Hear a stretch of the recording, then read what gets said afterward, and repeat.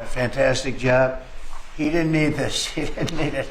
And we find out government's a little nasty on occasion. Hello, Peter. Yeah, at times. Hello, President Trump.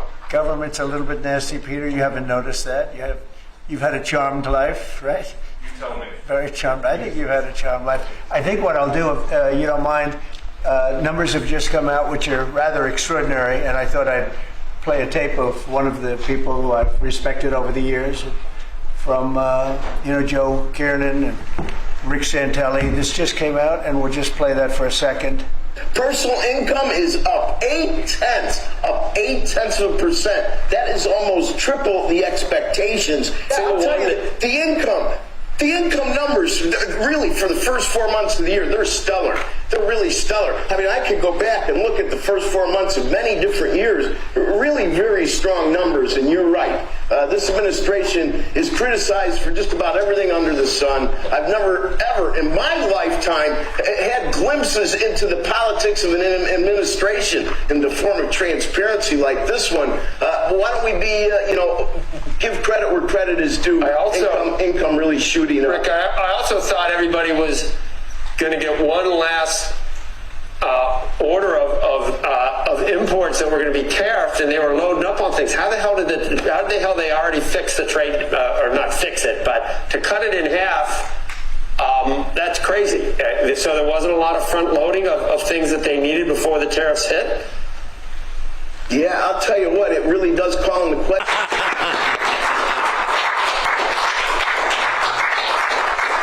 Yeah. I see Howard and Scott are here, so it's great. You guys want to stand over here? You might as well. You're the ones that help produce those numbers, and it'll only get better. The tariffs are so important, and that's why we were so happy with the decision yesterday where the tariffs continue, because without the tariffs, our nation would be imperiled. We would really be imperiled. I think I can say that with great surety, Scott and Howard. And so we were very happy to get that decision, that big decision yesterday. And today it's about a man named Elon, and he's one of the greatest business leaders and innovators the world has ever produced. He stepped forward to put his very great talents into the service of our nation, and we appreciate it. And I just want to say that Elon has worked tirelessly helping lead the most sweeping and consequential government reform program in generations. And you know the kinds of things that he's found and his people have found. He's brought a group of very smart people in, and they found things that are pretty unbelievable. I have to say that the numbers that we're talking about are substantial, but they're going to be very much more substantial with time, because many of the things that we're working on right now, we're going to have to remember Elon as we find them, but the numbers could double and triple. Because many things, we don't want to go out with them until we're sure, but we've found things that are unbelievably stupid and unbelievably bad. With the Department of Government Efficiency, Elon's delivered a colossal change in the old ways of doing business in Washington. DOGE has installed geniuses with an engineering mindset and unbelievably talented people in computers. I actually asked Elon one time, what's their primary thing? And they have a lot of primary things, all having to do with being smart. But he said the thing that they're really the best at is working with computers, so that they can't be outsmarted by somebody that's not so honest, that happens to also be good with computers, but not as good as these people. But the mindset in the senior ranks of every federal department, and it's really changed. And with Elon's guidance, they're helping to detect fraud, slash waste, and modernize broken and outdated systems. So as you know, we're talking about various systems and changing systems, and sadly, it takes a long time to do that. You'll change, let's say, a system at IRS and computerize it properly, where the job can be done in 1/10 the time, but it takes sometimes years to rebuild those systems. But we've started. In many cases, we've started. I will say that this has less to do with Elon, but the air traffic control systems, we're bidding out to the best companies in the world, those systems right now. They were what the previous administration was horrible what they did. They spent billions and billions of dollars, and in the end, it didn't even come close to working. They tried to hook up wire to copper, and it can't be done.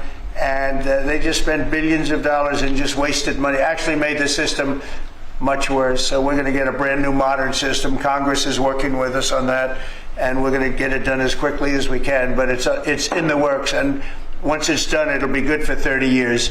But we have a system that's 48 years old and would have a modern computer hooked into a very outdated computer, and they don't hook up. I mean, they didn't hook up. So after spending billions of dollars, they turned on the system, and in never any cases from local to countrywide, they never worked.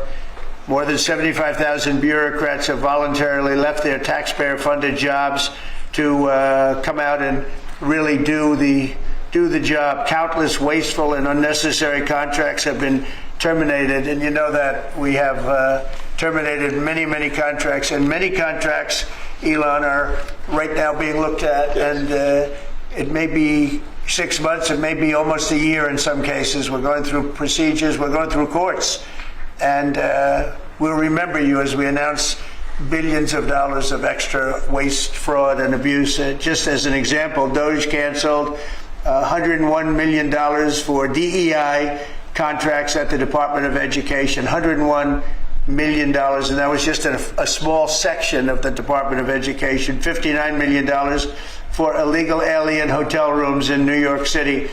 And the landlord never made the kind of money that he made in the last short period of time. $59 million to a hotel in New York City. $45 million for diversity, equity, and inclusion scholarships in Burma.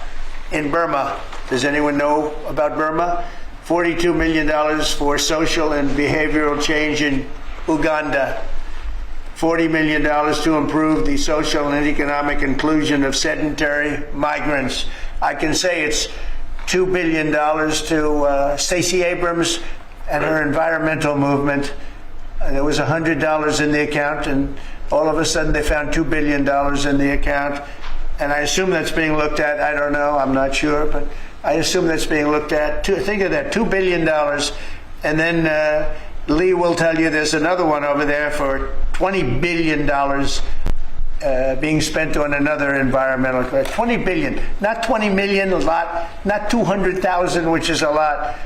So think of it, in her case, you have $100, and now all of a sudden she gets hit with an infusion of $2 billion just before I take office. $20 million for Arab Sesame Street in the Middle East. Nobody knows what that's all about. Nobody's been able to find it. $8 million for making mice transgender. So they spent $8 million on making mice transgender. And those are better than many of the others. I could sit here all day and read things just like that, but we have other things to do. So it's much more than just that. We're totally committed to making the DOGE cuts permanent and stopping much more of the waste in the months to come. We want to get our great big beautiful bill finished and done. After that, we put some of this into the bill, but most of it's going to come later. We're going to have it cauterized by Congress, affirmed by Congress. In some cases, we'll make cuts. In some cases, we'll just use it in a different layer to save the money. But it's hundreds of billions of dollars. DOGE has also fully modernized the federal retirement process and continues to work very hard on the IRS modernization. But we're taking that over with DOGE. Many of the DOGE people, Elon, are staying behind too, so they're not leaving. And Elon's really not leaving. He's going to be back and forth, I think. I have a feeling. It's his baby, and I think he's going to be doing a lot of things. But Elon's service to America has been without comparison in modern history. He's already running one of the most innovative car companies in the world. You look at his factories and compare them with some of the old factories we have, and it's a big difference. And the most successful space company, and I guess in history you would have to say the largest free speech platform on the internet, etc. Yet Elon willingly, with all of the success, he willingly accepted the outrageous abuse and slander and lies and attacks because he does love our country. I know that very much. He loves our country. He comes from another country, a country that's going through trials and tribulations, I would say. But he's all about the USA, and Americans owe him a great debt of gratitude. So I just want to thank Elon for his time as special government employee. Can you imagine? They called him an employee, but it's a special government employee, and for coming and helping us, and he really has changed the mindset of a lot of people. A lot of people thought, maybe we'll cut 1% or 2% or 3%. Then they said, wow, we can cut a lot more than that. And we're going to do it very surgically. We're going to continue on the march. We're making America great again. When I was in Saudi Arabia, and we were in, as you know, 3 really great countries, predominantly the 3. Qatar was great, UAE was great, Saudi Arabia, incredible. Such an incredible experience to be in those 3 countries. But the Crown Prince of Saudi Arabia, and I must tell you, the great leaders of the other 2 that we just mentioned, they all said the same thing, that the United States is the hottest country right now anywhere in the world. And 6 months ago, we thought it was dead. It was like a dead country. And it would have been a dead country if we didn't have the right result on November 5th. It would have been a horrible, horrible situation was going on with the borders, with transgender for everyone, men playing in women's sports, and so much more. But they were saying the hottest country anywhere in the world. And then I played that little clip because that was one person who was respected, but there were 2 people, because Joe was in that one too. Joe's a good man. But that was one group of people saying something about the success of what we've done over the last 4 months. They cannot believe it. In the one case, they said they've never seen anything like it as long as they've been doing what they've been doing. They've been doing it for a long time. So I want to thank Elon for helping. And again, the United States right now is the hottest country anywhere in the world. There's no country as hot. And we're doing really well. When I left, we had no wars, we had no problems. We defeated ISIS, we rebuilt our military, and we had no inflation. And when I came back, we had a lot of inflation. We had wars all over the place. We had the embarrassment in Afghanistan, where we gave up billions and billions of dollars of military equipment, the most embarrassing moment in the history of our country, I believe. I believe that strongly. We have Russia with Ukraine. We had the attack in Israel in October, the horrible attack, October 7th. Horrible, horrible attack. Nobody's ever seen anything like it. And now we have something where we're really healing a lot of that. We stopped India and Pakistan from fighting. I believe that could have turned out into a nuclear disaster. And I want to thank the leaders of India, the leaders of Pakistan, and I want to thank my people also. We talk trade, and we said we can't trade with people that are shooting at each other and potentially using nuclear weapons. And they're great leaders in those countries, and they understood, and they agreed. And that all stopped, and we're stopping others from fighting also, because ultimately we can fight better than anybody. We have the greatest military in the world. We have the greatest leaders in the world. We put one of them in charge of the Joint Chiefs of Staff, as you know, General Raisin Kane. And we wiped out ISIS, completely wiped out ISIS in 3 weeks. They said it would take 5 years, and we did it in 3 weeks. And that's the way it is, but we don't want to have to use our military. We want to be peace through strength when we can, and that's the way we're going to have it. So I just want to thank Elon and all of his people. Most of those people are staying, almost all of them are staying, and they're going to be with us. And you're going to see the results coming long into the future. Even a year and 2 years later, you're going to see a lot of the results, and those hundreds of billions of dollars are going to be adding up, and they're going to continue to add. It'll be interesting, really interesting to see what the final number is going to be. But again, Elon gave an incredible service. Nobody like him, and he had to go through the slings and the arrows, which is a shame because he's an incredible patriot. The good news is that 90% of the country knows that, and they appreciate it, and they really appreciate what he did. And I gave him a little special something we have here. Thank you. A very special that I give to very special people. I have given it to some, but it goes to very special people, and I thought I'd give it to Elon as a presentation from our country. Thank you. Thank you, Elon. Thank you. Take care of yourself. Thank you. You see the luck. The luck on this is amazing. That's right. Large lot. Well, let me say perhaps a few words that this is not the end of DOGE, but really the beginning. My time as a special government employee necessarily had to end. It was a limited time thing. It's 134 days, I believe, which ends in a few days.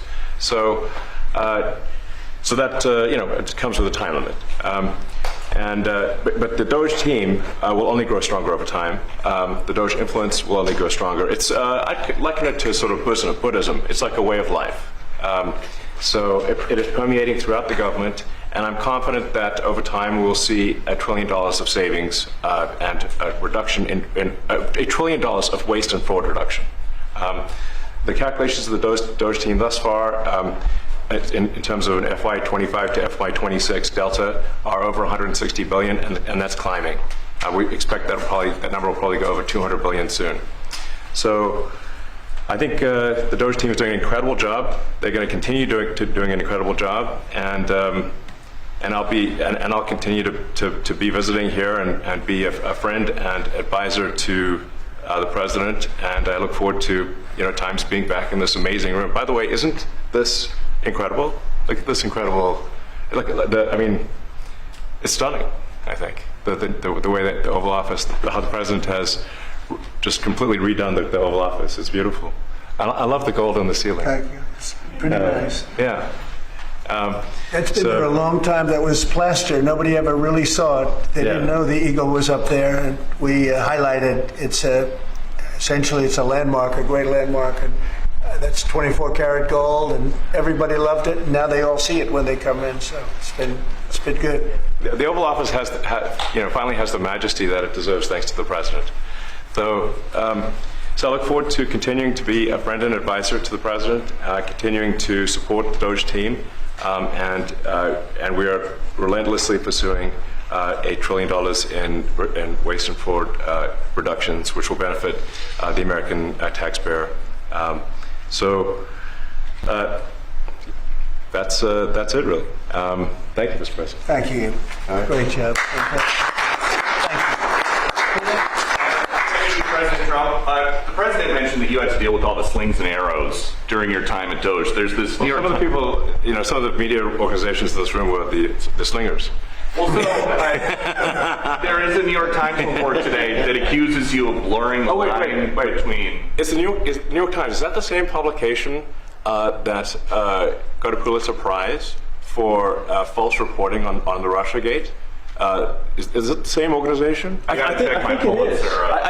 think it is. I think the judge just ruled against the New York Times for their lies about the Russiagate hoax, and that they might have to give back that Pulitzer Prize.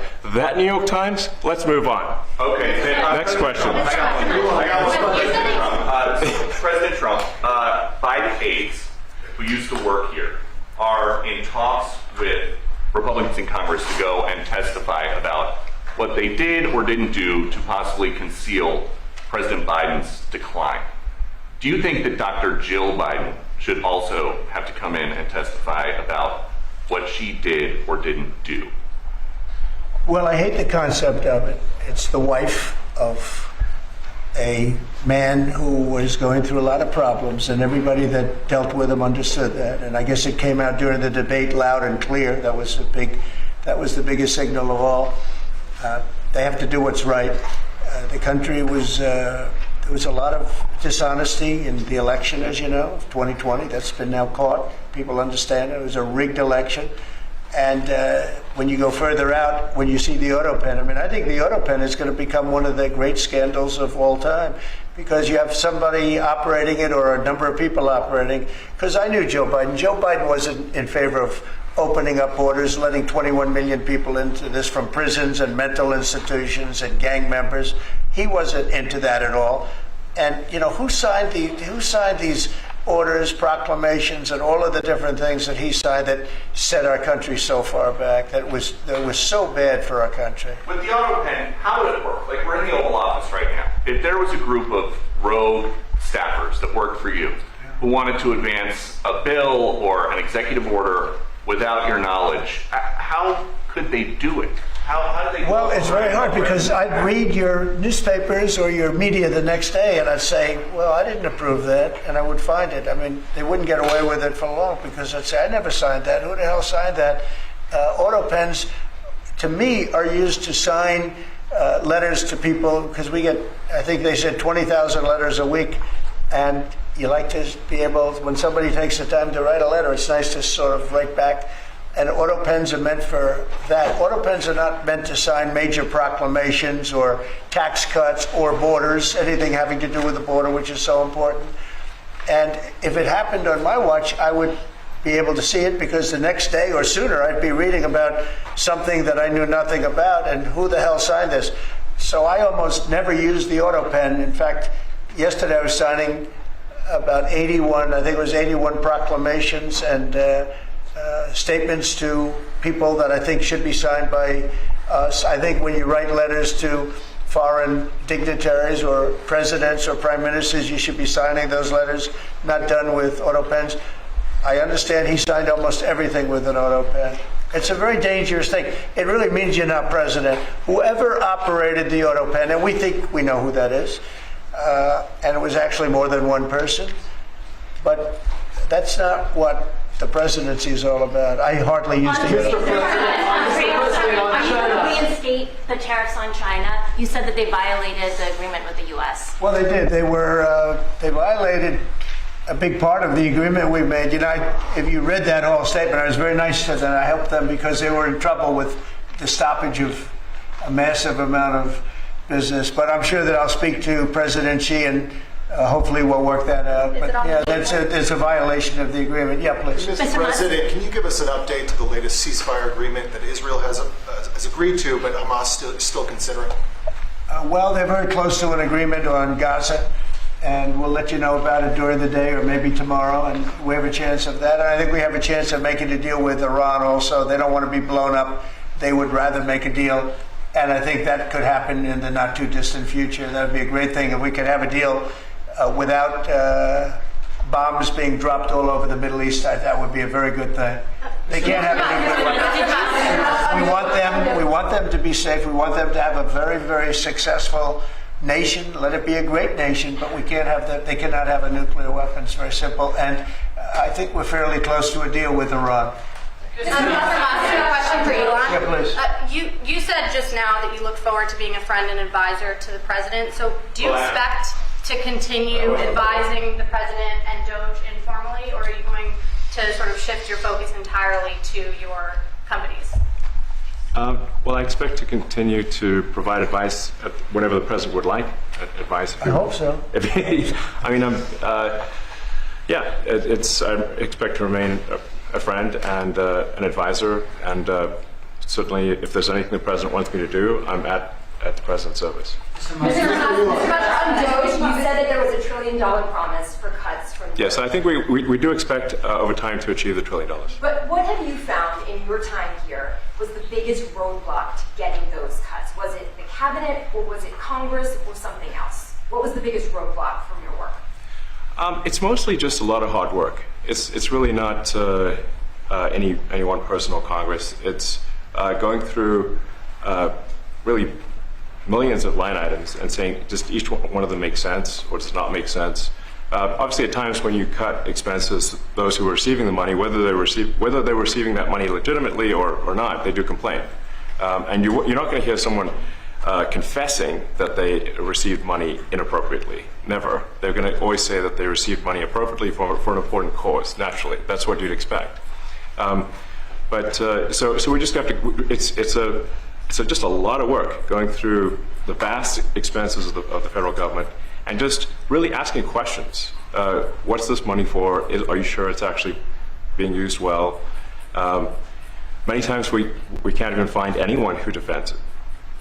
So for a lot of the expenses, there is actually no defender at all. And then we have to just work through the process of stopping the spending, where there's often literally no defender. Nobody even knows why the money's being spent. It's truly absurd. I mean, we find situations where there are millions of software licenses with 0 people using them. 0. Exactly. This is the quizzical expression. You're like, surely if there's millions of software licenses, someone should be using them. No, and then we've got to go through the process of saying, okay, look, if no one's using the software, we need to terminate this software license agreement. That's everywhere in the government, by the way. Mr. Musk, what do you think would be easier, colonizing Mars or making the government efficient? It's a tough call, but I think colonizing Mars and making life multiplanetary is harder.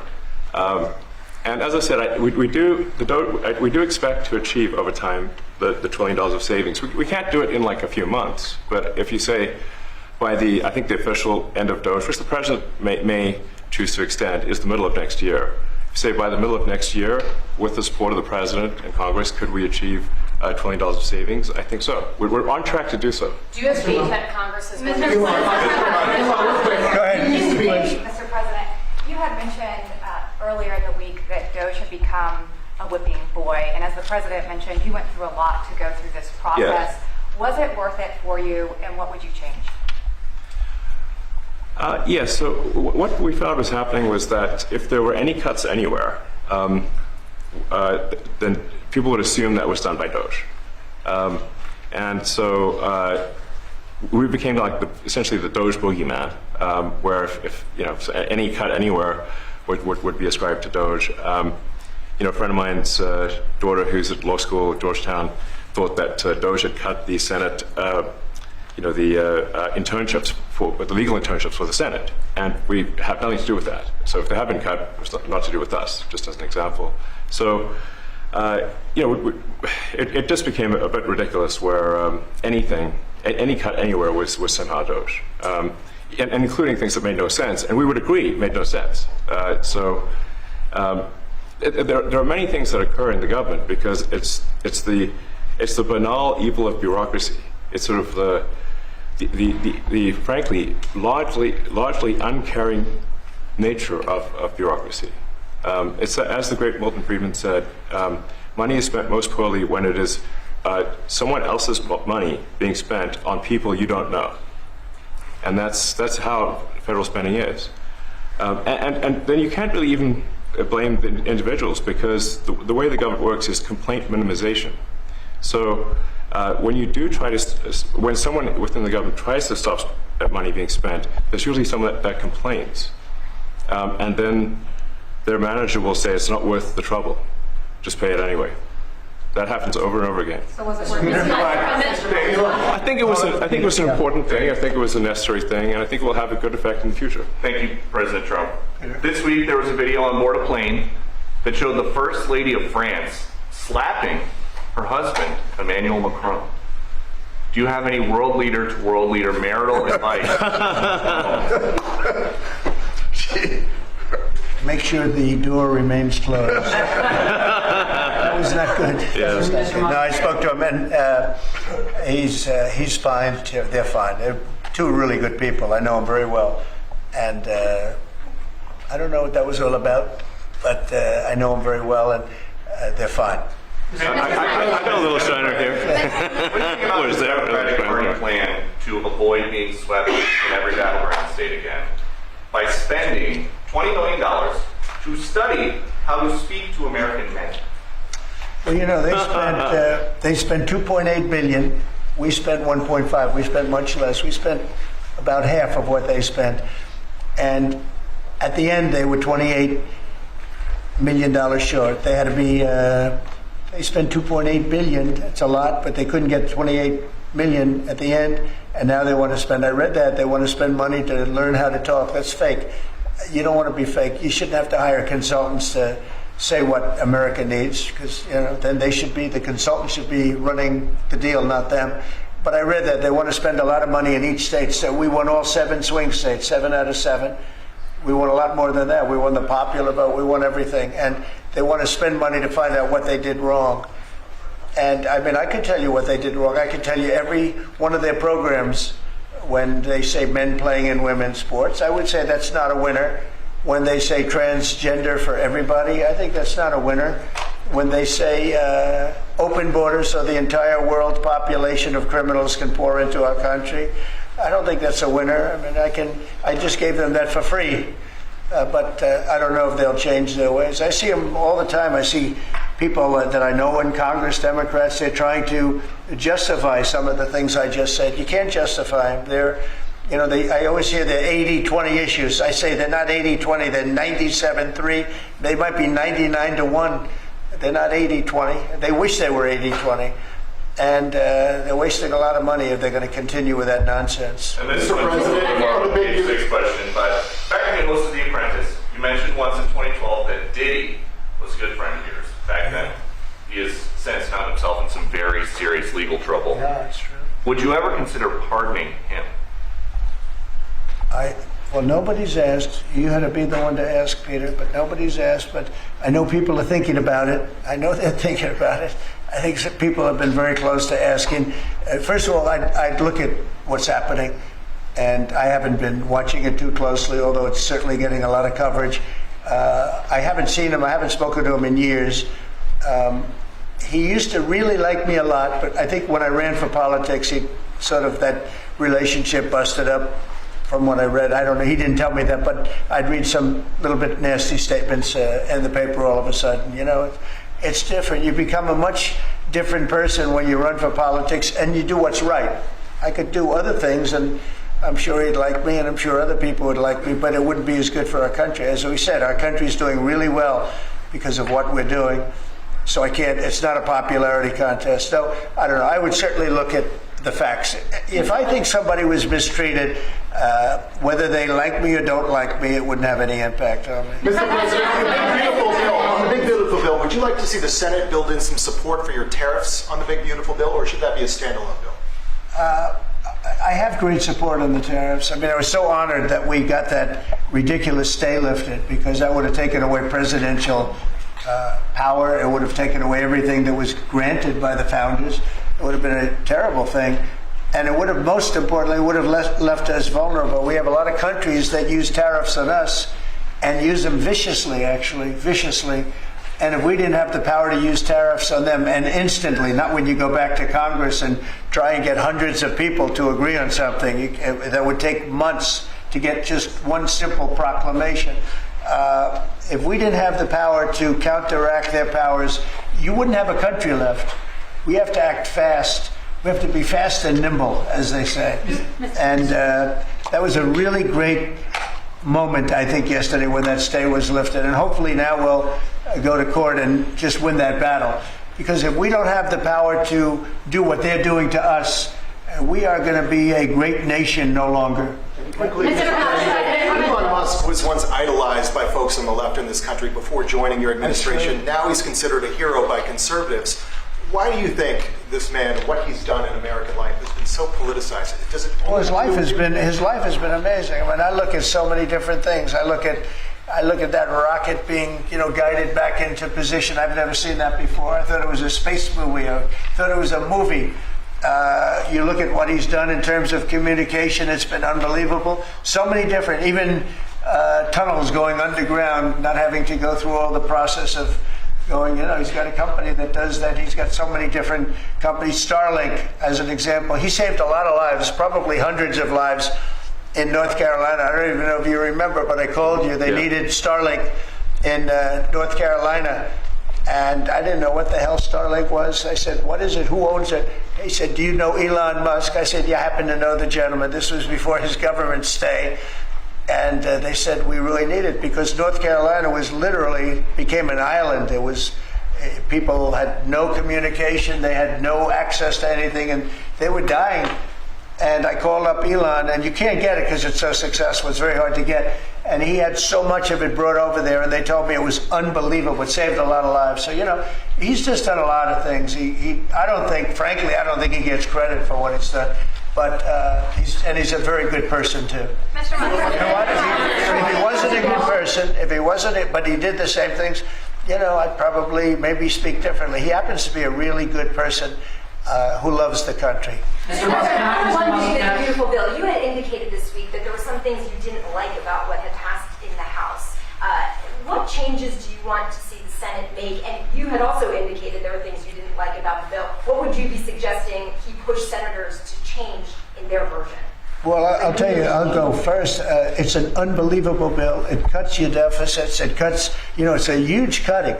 But there's things I'd like to see maybe cut a little bit more. I'd like to see a bigger cut in taxes. It's going to be the largest tax decrease or cut in the history of our country. I'd like to see it get down to an even lower number. I was shooting for a slightly lower number. I would have liked to have done that. But with all of that being said, when you look at the tax cut and the fact that the original tax cut, which made us so successful, we had the most successful 4 years in the history of our country, the economy, and this is going to be even better. And you see that by the reports that came out just yesterday or tonight. I guess they were released this morning at 8 o'clock. You see the kind of numbers where somebody that's a pro is like, whoa, I haven't seen numbers like this since I've been doing this. You know, these are human emotions of professionals that have never seen numbers like, and we've just started. The bill is a great bill. It's going to be jiggered around a little bit. It's going to be negotiated with the Senate, with the House. But the end result is it extends the Trump tax cuts. If it doesn't get approved, you'll have a 68% tax increase. You're going to go up 68%. That's a number that nobody's ever heard of before. You'll have a massive tax increase. If it does get approved, you'll have a large tax cut, the largest we've ever had. When you add the past tax cuts that we got you, the Trump tax, they call them the Trump tax cuts. It's an amazing bill. It does amazing things. With all of that, it's going to be adjusted a little bit over the next coming weeks, and I think it's going to be passed. The Republicans want to pass it. With all of the great things it does, including an extension of debt, it's the extension. We have to extend the debt. If we don't extend debt, we're in default. Now, the Democrats might like our country to be in default, but in 250 years, we've never been in default.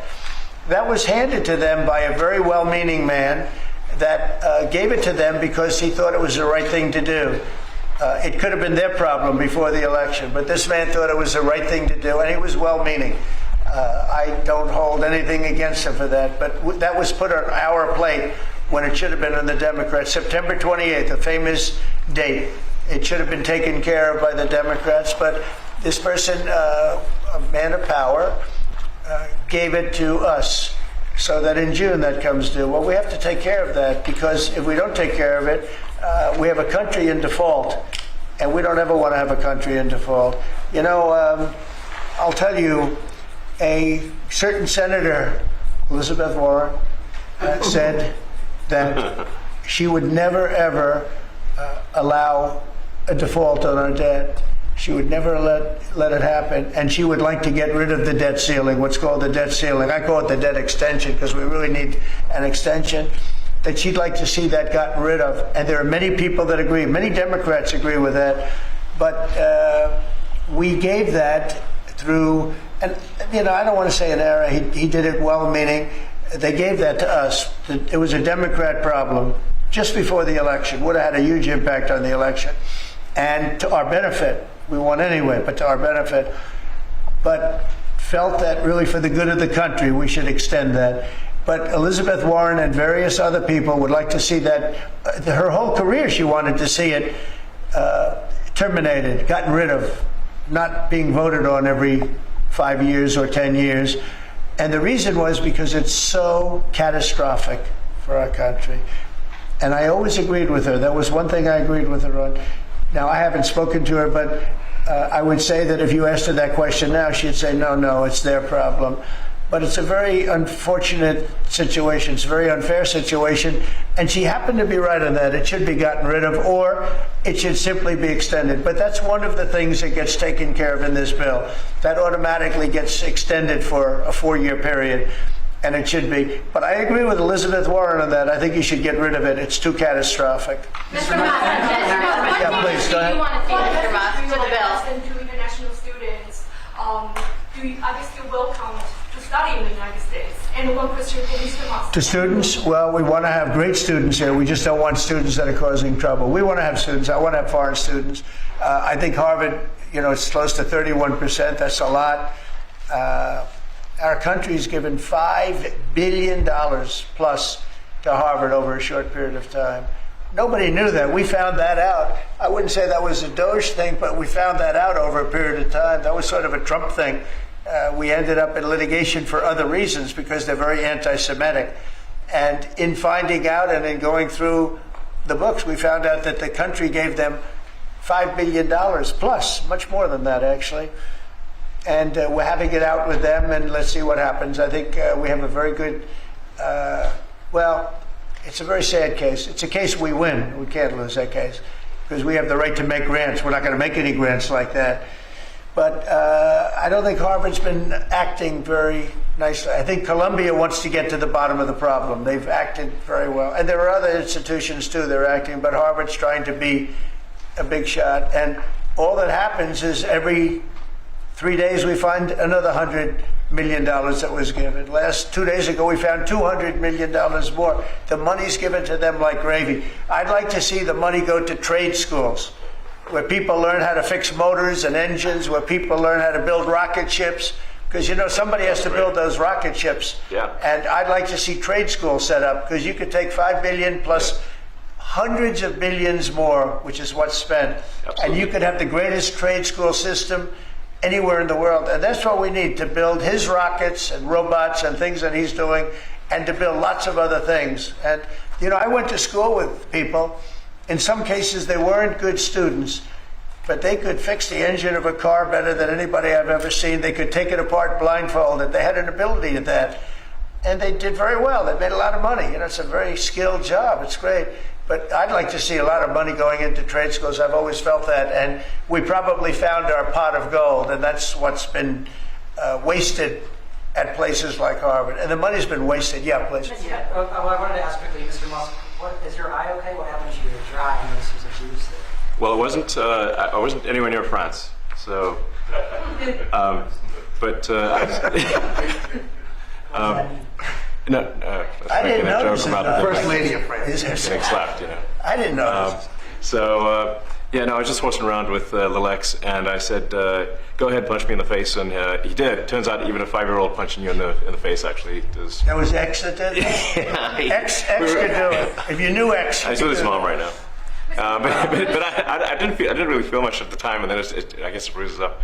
But I just horsed around with the kids. I didn't notice it actually. I know that you try to stay pretty neutral because not your war, but and by the way, not my war. I just want to solve the problem for people. This was not a war that was going to happen if I were president. Right, and so not your war, but as you try to fix it, and as you survey this hellscape of the Ukrainian front lines, it's horrible. And you and your team deal with a very stubborn Vladimir Putin. Do you and Zelensky. Yeah. But do you look at this very stubborn Zelensky too. Any differently now? Like, do you look at this and see Putin as the good guy or the bad guy? So I've known him very well, and I went through a lot of things with him because Russia was, the Russia hoax turned out to be a total hoax. New York Times, they got a Pulitzer Prize. They have to give back the Pulitzer Prize. That's my lawsuit, and they're doing very poorly in that lawsuit. But they wrote stories about how it was true and it was false, and a lot of Washington Post also. I have gotten to see things that I was very surprised at. Rockets being shot into cities like Kiev during a negotiation that I felt was maybe very close to ending. We were going to solve a problem, and then all of a sudden rockets got shot into a couple of cities and people died. I saw things that I was surprised at, and I don't like being surprised. So I'm very disappointed in that way. With that being said, I'd like to see it end. 5,000 people, I think the number's even more than that, but 5,000 people a week are being... but you can't have a judge in Boston running foreign policy in places all over the country because he's got a liberal bent or he's a radical left person. That's what the executive branch is for, and you have checks and balances. But we had millions of people pour into our country, many criminals poured into our country, murderers, mental institutions from all over the world being emptied out into our country.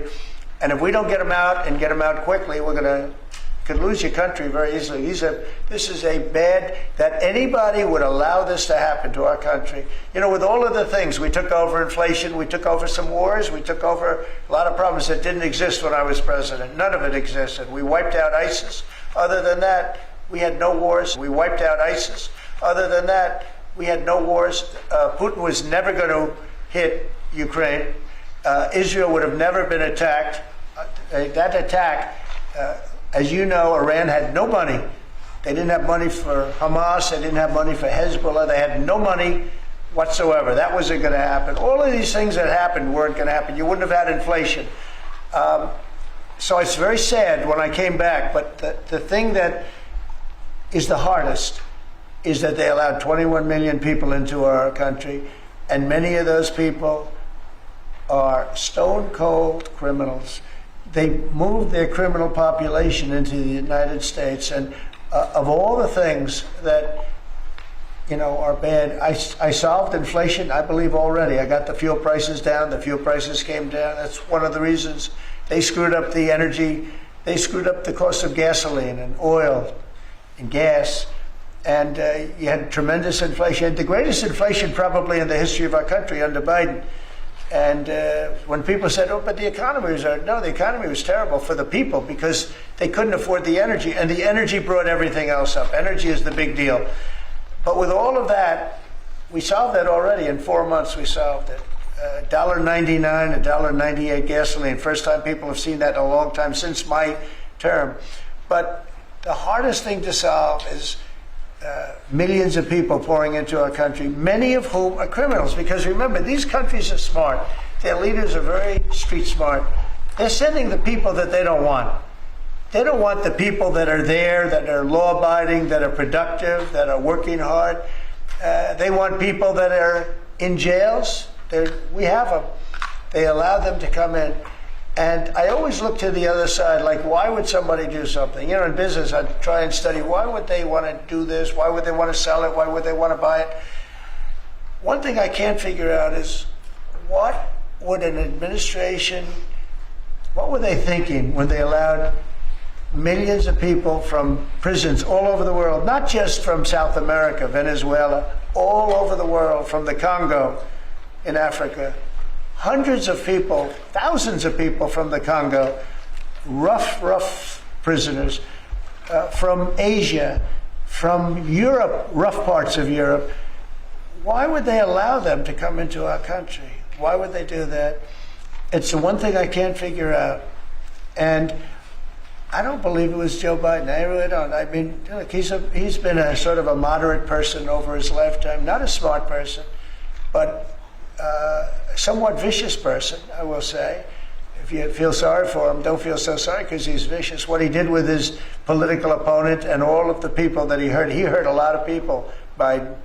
And so I really don't feel sorry for him. But he wasn't a person that would allow murderers to come into our country. He wasn't a person that was in favor of transgender for anybody that wanted it, take kids out of families, et cetera, et cetera. So I just don't understand why a thing like this, how a thing like this could have been allowed to happen. Very sad. It's very sad for our country. If I could add something to that, which is, I think the fundamental moral flaw of the left is empathy for the criminals and not empathy for the victims. Empathy for the criminals, but not empathy for the victims. And there's been way too much of that. That needs to stop. To the president's point, there's been immense judicial overreach that is unconstitutional. That was never intended. And it's undermining the people's faith in the legal system. It needs to stop. It's gone too far. And just today, we had, just a couple of hours ago, we had a great decision from the Supreme Court, thank goodness, that was very important. We had two important decisions yesterday on the tariffs because, again, we have to be able to fight a fair fight with other countries. Howard, would you say?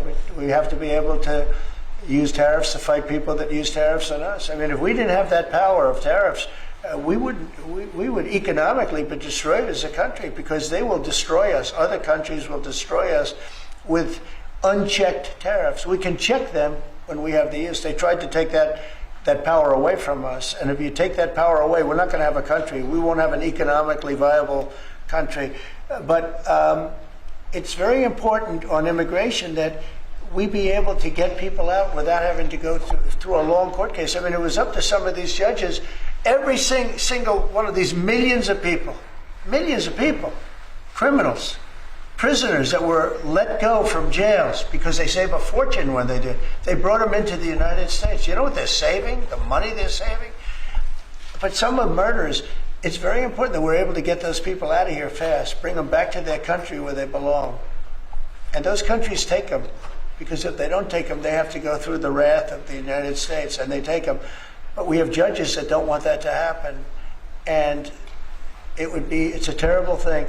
That's going through the court system right now, that whole situation.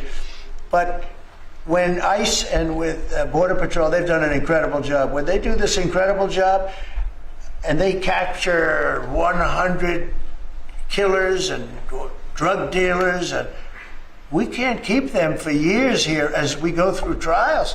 We have to get them out rapidly, and we know who they are. And we're very careful about who they are, but we have to get them out rapidly, or again, we're not going to have a country. Okay? Maybe one or two more. Go ahead, please. That tariff may also affect companies like Tesla, which has parts manufactured abroad, and this is also to you, Mr. Musk. Well, he's going to end up building his whole car here. I mean, I thought he built his whole car. Pretty much he does. He's got incredible factories in, like I looked at one in Texas. It's unbelievable. No way. All of the manufacturers will build their parts here too.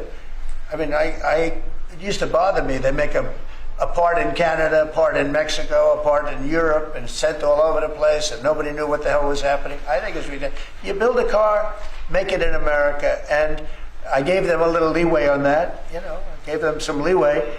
But over the next year, they've got to have the whole thing built in America. That's what we want. We want America to buy American-built cars. Thank you very much, everybody. Thank you, guys. Thank you, guys. Right out this way. Thanks, guys. Good meeting. It was a good meeting. Are you considering